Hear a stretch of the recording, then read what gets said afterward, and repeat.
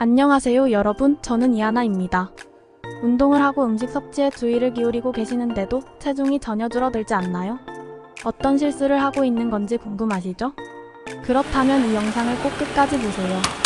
저는 여러분과 체중 감량에 실패하는 이유 중에서 흔한 10가지를 말씀드리려고 해요.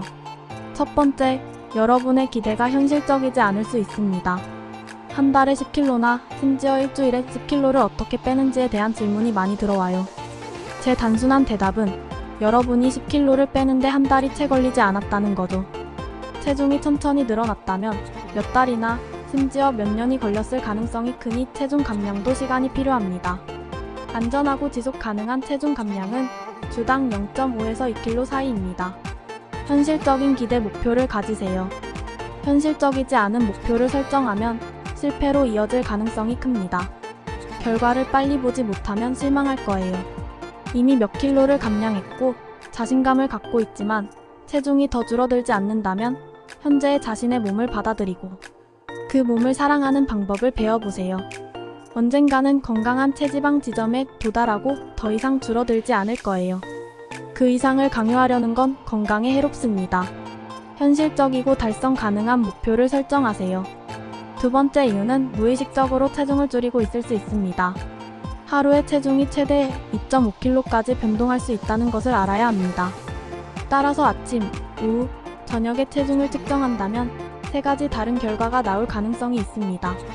이것은 몸의 물 분포 때문입니다. 하루 내내 우리 몸은 음식과 음료수에서 나오는 수분을 유지합니다. 따라서 아침에는 가벼워지고 저녁에는 무겁게 느껴지는 것이죠. 체중 감량은 단순히 체중계의 숫자로만 측정해서는 안 됩니다. 사실 체중계 측정만으로 체중 감량의 진전을 측정하는 건 가장 부정확한 방법이에요.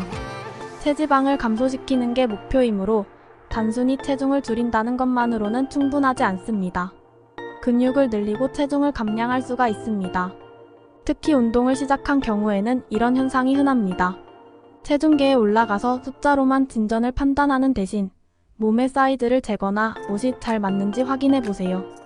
옷이 더 잘 맞는다면 체지방은 줄어들고 근육은 더 커진 것이니 걱정하지 마세요. 세 번째로는 좋은 음식을 과도하게 섭취하고 있을 수 있습니다. 요즘은 죄책감 없는 간식 섭취라는 표현을 자주 보시죠. 많은 사람들이 건강한 음식이라는 카테고리에 속하므로 자유롭게 많이 먹을 수 있다고 생각합니다. 하지만 여러분이 간과할 수 있는 점은 단순한 케이크 한 조각이 초콜릿, 케이크 한 조각과 칼로리가 동일할 수 있다는 것입니다. 건강하다고 해서 무제한으로 섭취해도 체중 감량에 영향을 미치지 않을 것이라고 자신을 속이지 마세요. 건강하다고 해도 칼로리는 여전히 중요합니다. 적당히 즐기세요. 여러분이 먹는 것은 단지 건강에 유리한 음식이라 할지라도 칼로리는 여전히 계산됩니다. 몸에 좋은 음식을 적당히 섭취하면서 몸을 영양분으로 충분히 채우세요. 그러면 체중 감량은 자연스럽게 일어날 것입니다. 네 번째로는 늘 같은 것을 반복하고 있다는 것입니다.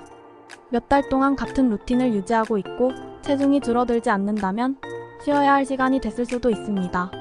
그렇다면 운동을 쉬고 식단도 쉬고 완전히 다른 것을 시도해보세요. 더 많이 자고 예전에 비해 더 많이 먹고 새로운 활동을 시도하고 여유롭게 생활하세요. 체중 감량에 대한 스트레스가 클수록 앞으로 더 나아가기 어려워집니다. 목표에만 집중하기보다는 여정 전체를 즐기는 것이 매우 중요합니다. 다섯 번째로는 충분히 물을 마시지 않는 것일 수도 있습니다. 하루에 2.5에서 3리터의 물을 마시고 계신가요? 충분한 물 섭취는 체중 감량에 아주 중요합니다. 몸이 수분이 부족하면 운동과 다이어트 경과 진전에 좋지 않을 수 있습니다. 종종 배고프다고 생각할 때 실제로는 목마른 경우도 있습니다. 여섯 번째로는 배고플 때 간식을 먹기 전에 먼저 물을 마시고 정말 배고픈 건지 아니면 갈증 때문인지 스스로에게 물어보세요. 식사 전에 물을 마시면 배부른 느낌을 줄 수 있습니다. 결과적으로 식사량이 줄어들 것입니다. 일곱 번째로는 음료수로 열량을 섭취하고 있을 수 있습니다. 과일 주스, 탄산음료, 맛있는 커피, 심지어 알코올을 즐기시는 분들 중 하나인가요? 거의 모든 형태의 액체 칼로리는 알뜰하게 숨겨진 칼로리를 가지고 있습니다. 이런 음료는 칼로리가 많이 들어가며 일부는 식사보다 더 많은 칼로리를 가지고 있을 수도 있습니다. 액체 칼로리를 제거하기만 해도 하루에 최대 500칼로리를 절약할 수 있고 체중 감량에 상당한 영향을 미칠 것입니다. 여덟 번째로는 여러분이 아마도 근육 운동을 하지 않고 있는 것 같습니다. 당신은 유산소 운동만 하는 사람인가요? 그렇다면 아마도 근육이 없는 슬림한 몸매가 되어 있을 것입니다. 이제는 무게를 들어보는 시간입니다. 근육의 양가질을 향상시키고 대사 속도를 저하시키지 않도록 도와줄 근육 운동을 추가하세요. 근육은 대사를 촉진시키고 에너지를 소비하는 데 도움을 주므로 체중 감량에 큰 도움이 됩니다. 유산소 운동과 근육 운동을 균형 있게 조화시키세요. 아홉 번째로는 스트레스와 수면 부족도 체중 감량에 영향을 미칠 수 있습니다. 스트레스는 체중 감량을 방해할 수 있습니다. 스트레스 호르몬인 코티솔은 체지방을 증가시키고 신진대사를 저하시킬 수 있습니다. 스트레스 관리 기술을 배워서 일상생활에 도움을 받으세요.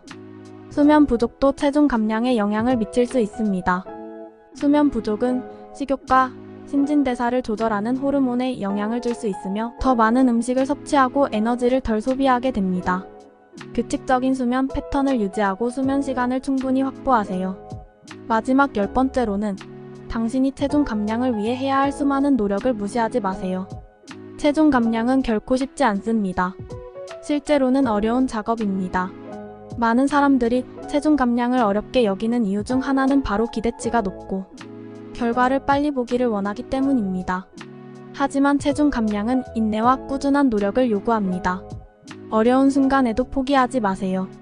작은 성취를 기록하고 긴 시간 동안 집중하는 노력을 지속해보세요. 저는 여러분이 체중 감량 목표를 성취하는 데 도움이 되길 바랍니다.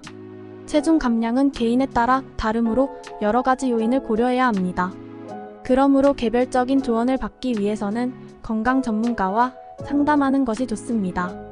그럼 이만 행운을 빕니다.